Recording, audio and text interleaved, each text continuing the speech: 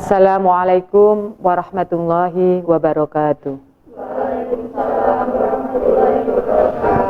Alhamdulillahilladzi hadana lihada wa ma kunna linahtadiya laula an hadana Allah.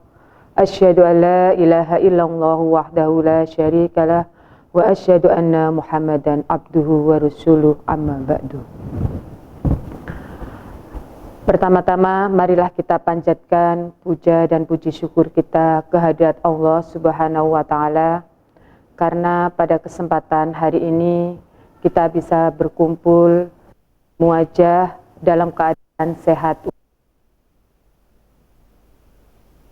Pada saat ini kita masih diberikan oleh Allah kesehatan, kesempatan, kenikmatan untuk melaksanakan ibadah puasa di bulan Ramadan ini.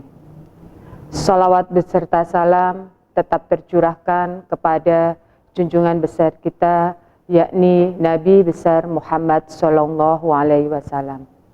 Karena berkat beliau yang telah memberikan kepada kita dari jalan kegelapan menuju jalan yang terang benderang, yakni ad-dinul Islam. Anak-anakku sekalian yang dirahmati oleh Allah, pada kesempatan hari ini kita akan membahas tema yaitu bukber semangat tapi sholat maghrib terlewat. Hadir orangnya di sini? Ada? Enggak ya, insya Allah enggak ya. Ya, sebelum kita membahas tentang bukber semangat sholat maghrib terlewat, mari kita membaca dulu surat Al-Ma'un bersama-sama, yaitu ayat 4 sampai ayat 7. A'udzu billahi minasy syaithanir rajim.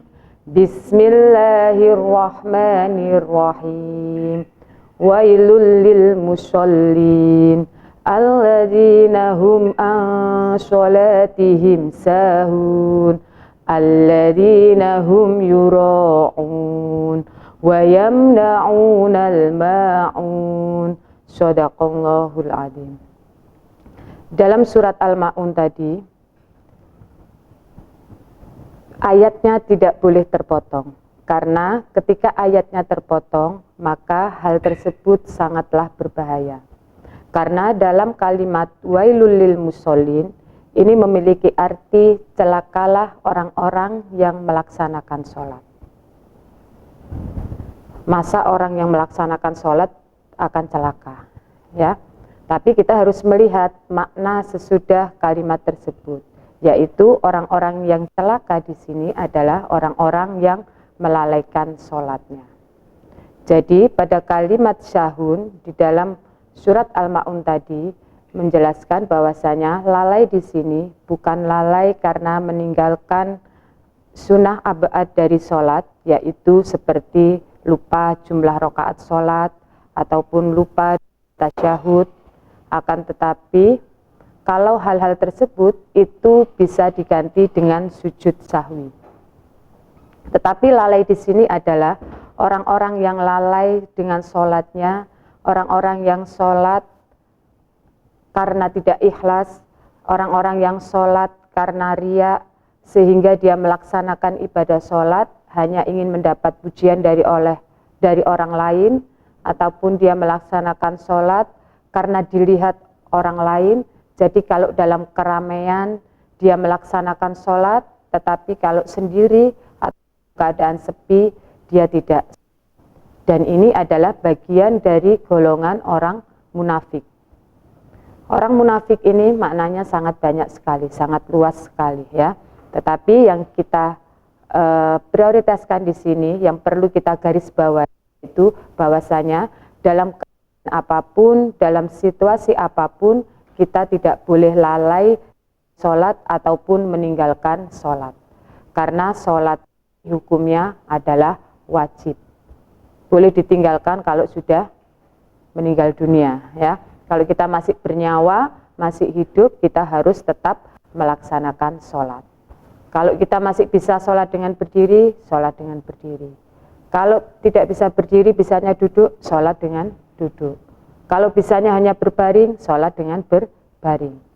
Kalau bisanya hanya mengedipkan mata dengan isyarat mengedipkan mata. Kalau sudah matanya tertutup, kewajiban sholat gugur kepada kita, ya. Karena itu jangan sampai kegiatan bukber tadi bisa melalaikan sholat maghrib kita. Sebetulnya untuk kegiatan bukber atau buka bersama itu aktivitas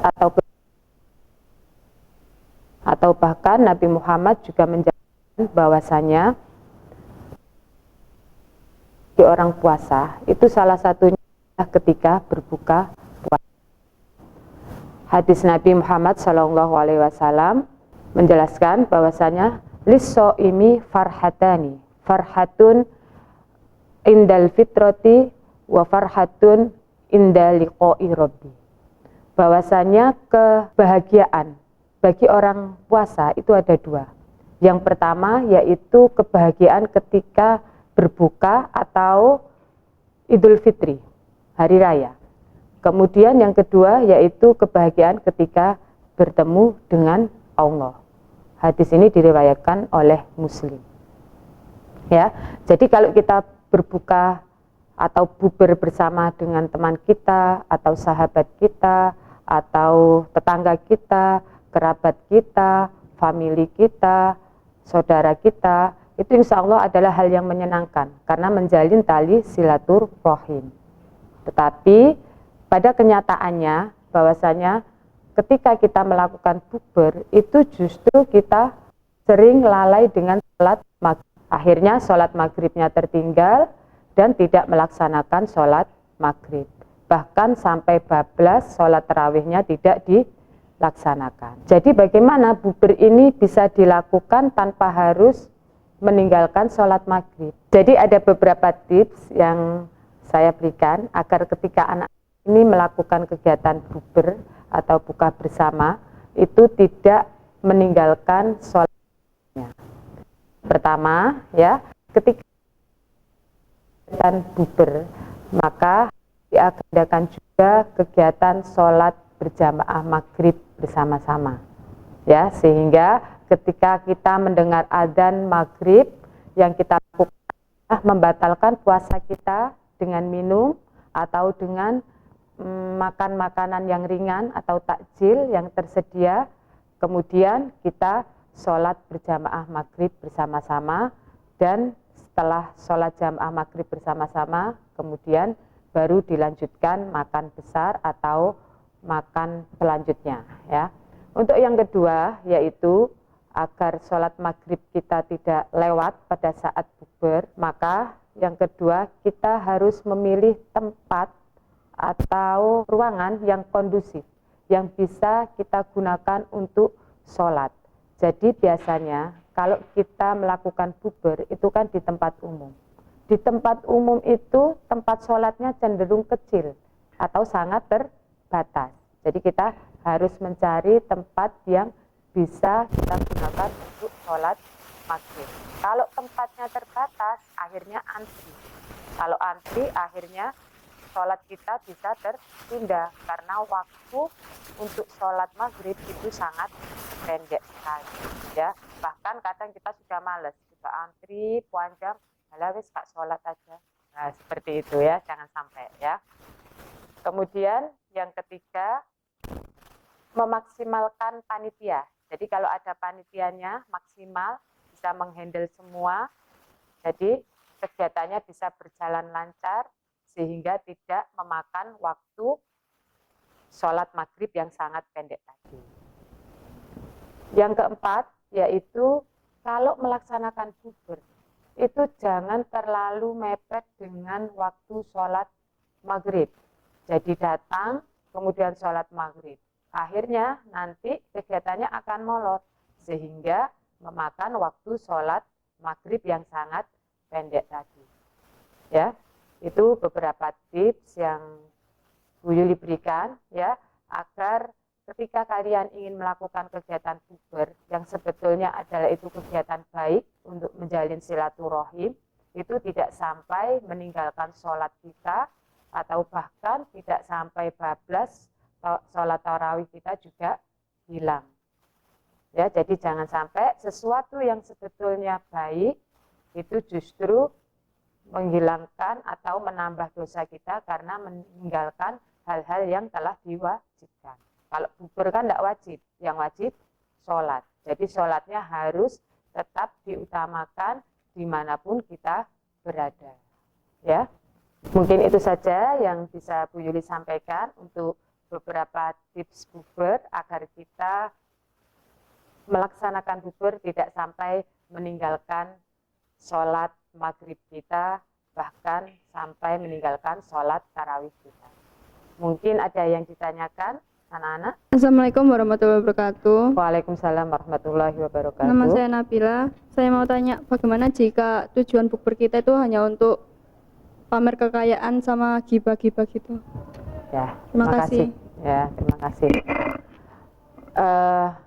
Pada kenyataannya, ya, fenomena yang ada saat ini, bahwasanya bukber itu tidak hanya untuk menjalin tali silaturahim ataupun untuk kita berbagi kebahagiaan, bersedekah kepada teman-teman kita ataupun sahabat kita ataupun saudara-saudara kita. Sebetulnya itu tujuan awalnya seperti itu.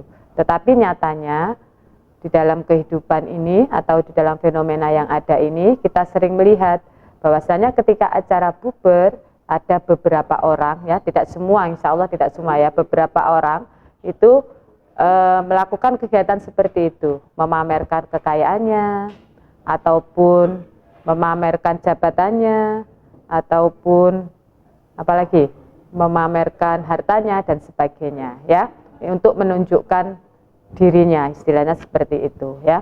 Apakah bubernya tidak sah atau bagaimana, ya? Sebetulnya kalau tadi niat buber awalnya adalah untuk menjalin silaturahim, itu akan mendapatkan pahala, ya kan? Karena tujuannya menjalin tali silaturahim, bersedekah dan sebagainya.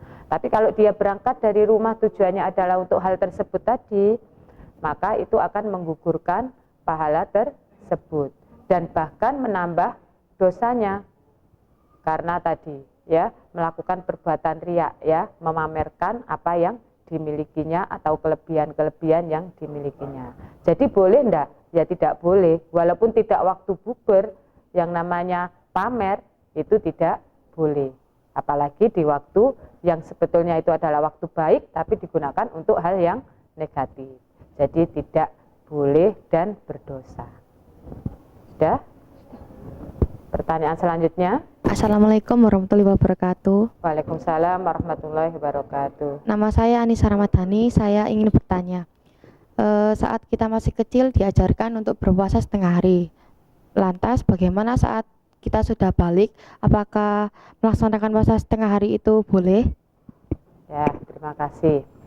Bagaimanakah kalau kita sudah balik melaksanakan puasa setengah hari? Seperti itu, ya. Puasa itu adalah menahan makan dan minum serta hal-hal yang membatalkan puasa, mulai dari terbitnya fajar sampai terbenamnya matahari.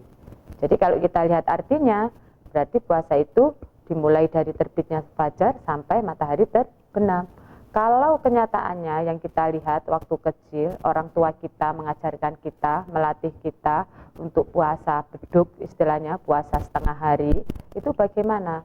Selama dia belum balik, ya, selama dia masih kecil, ya, masih latihan untuk melatih anak itu bisa menahan lapar dan haus, itu boleh, ya. Bahkan biasanya kalau anak masih terlalu kecil itu tidak sampai beduk, pertama jam 10 dulu. Setelah jam 10 dia sudah kuat, sama orang tuanya akan dilatih di jam 12. Jam 12 sudah kuat, akan dilatih di waktu asar. Waktu asar sudah kuat, akan dilatih lagi sampai maghrib. Setelah penuh sampai maghrib, dia sudah kuat untuk melaksanakan puasa secara sempurna, maka dia harus melaksanakannya terus secara sempurna sampai dia balik. Kalau balik puasa beduk, ya puasanya tidak sah. Dan kalau tidak sah berarti nanti harus diganti di lain waktu setelah bulan Ramadan. Seperti itu. Jadi kalau untuk kalian puasa beduk tidak ada, ya, adanya untuk adik kalian yang TK. Kalau kalian puasa beduk berarti kalian anak TK. Enggak, ya. Sudah, ada yang tanyakan lagi? Sudah ya, saya kira cukup untuk tausiah kita hari ini. Semoga mendapatkan manfaat, keberkahan, ilmu yang barokah. Sebelum kita akhiri, Bu Yuli mau pantun sebentar. Pak Camat membeli tomat, belinya harus dengan hormat. Boleh kita berbuka bersama dengan semangat, tapi ingat, jangan sampai sholat maghribnya terlewat. Kita akhiri, kurang lebihnya mohon maaf yang sebesar-besarnya. Wabillahi taufiq wal hidayah, waridhoi wal inayah. Summa salam, waalaikum warahmatullahi wabarakatuh. Waalaikumsalam.